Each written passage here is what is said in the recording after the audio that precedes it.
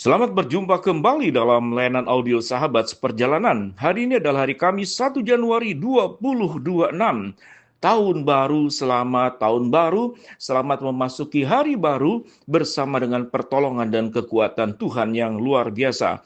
Firman Tuhan terambil dari Efesus 3 ayat ke-20 dengan tema pimpinannya selalu tersedia.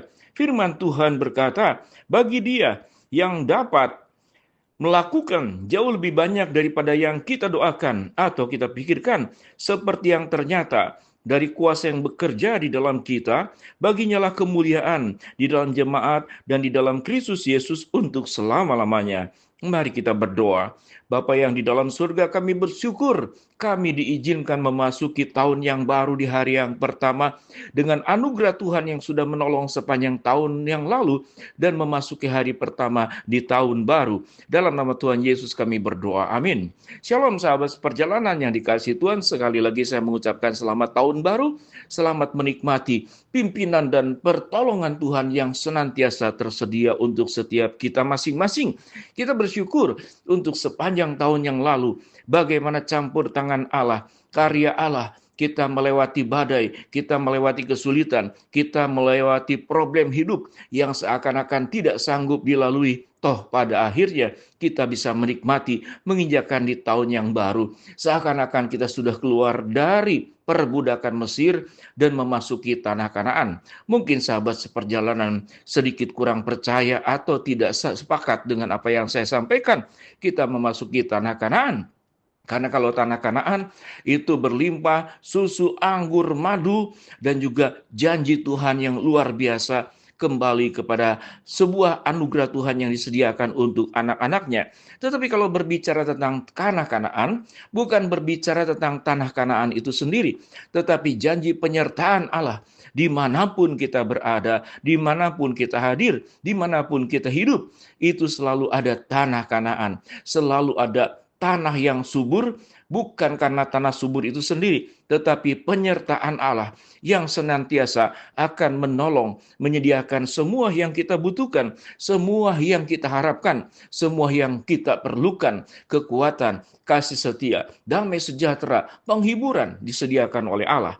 Dalam Efesus pasal yang ketiga, ayat yang ke-13 sampai ke-14, saudara-saudara, aku tidak merasa bahwa aku telah mencapai itu, tetapi satu hal yang kulakukan, aku melupakan apa yang di belakangku dan mengarahkan tangan kepada apa yang di depanku dan berlari-lari kepada tujuan untuk memperoleh hadiah, yaitu panggilan ke atas dari Allah, dari Kristus Yesus.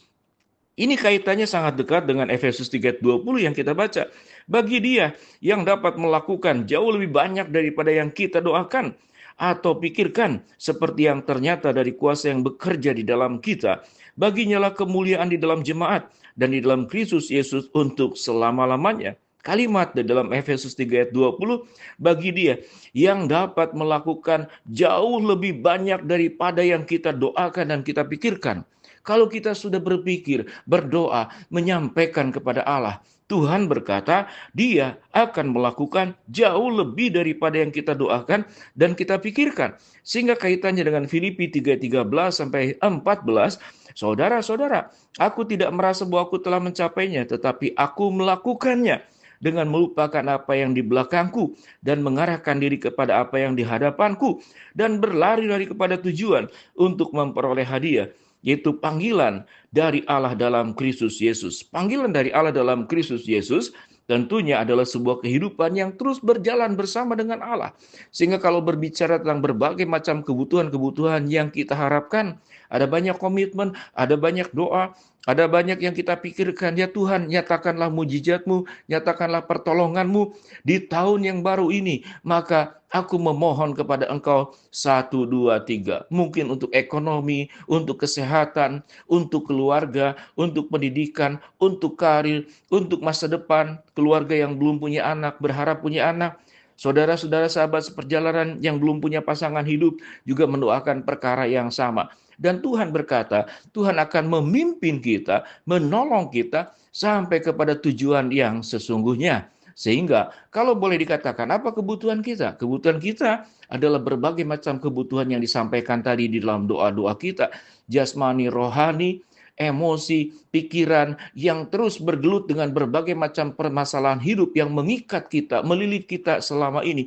Tuhan memberikan pikiran-pikiran yang baik, pikiran, perasaan, hati yang mempercayai Allah bahwa Tuhan tidak akan membiarkan kita sendirian. Dia akan selalu menjadi sumber pertolongan.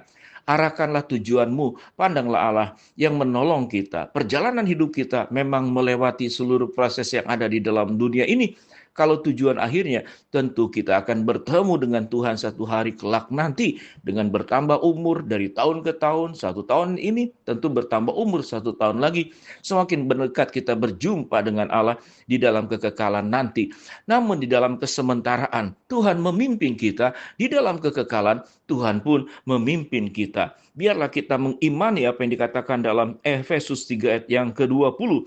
Bagi Dia yang dapat melakukan jauh lebih banyak daripada yang kita doakan, yang kita pikirkan, sebab ternyata kuasanya itu bekerja di dalam kita. Bagaimana sikap kita? Kita lakukan bagian kita dengan sebaik-baiknya, dan Tuhan akan melakukan bagiannya secara sempurna di dalam kehendak, di dalam rancangannya, di dalam rencananya. Kita punya rancangan, kita punya rencana di tahun ini 1, 2, 3, 4. Namun ada rancangan Allah.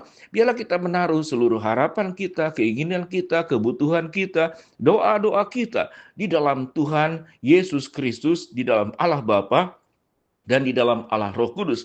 Allah Tritunggal yang sudah melakukan karyanya, di mana Allah merencanakan keselamatan dan Kristus melaksanakan penggenapan keselamatan, dan Roh Kudus, Roh penolong, Roh penghibur yang dijanjikan oleh Allah yang menyertai kita. Pada prinsipnya Allah yang kita percaya di dalam ketritunggalannya, satu bentuk penyertaan Tuhan yang maha sempurna, yang tidak terputus, yang tidak terjeda, yang tidak pernah berhenti, akan terus-menerus mengalir seperti sungai yang mengalir, seperti embun dari gunung Hermon ke gunung Sion yang meleleh ke janggut Harun, ke leher jubahnya.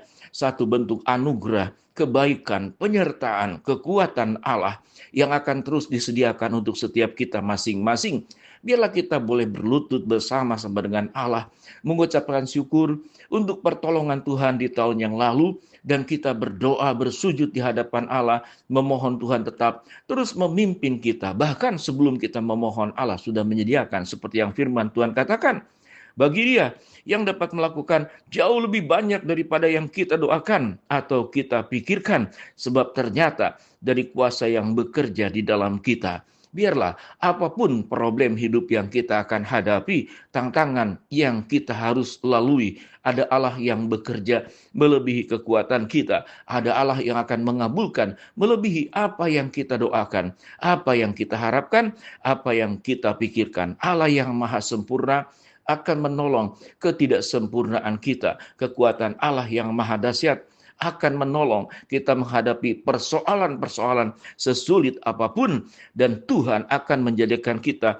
sebagai pemenang-pemenang kehidupan di tahun yang baru ini, bahkan sampai waktu-waktu yang selama-lamanya Allah beserta dengan kita. Kita berdoa. Bapa dalam surga, terima kasih, bersyukur untuk tahun yang baru ini.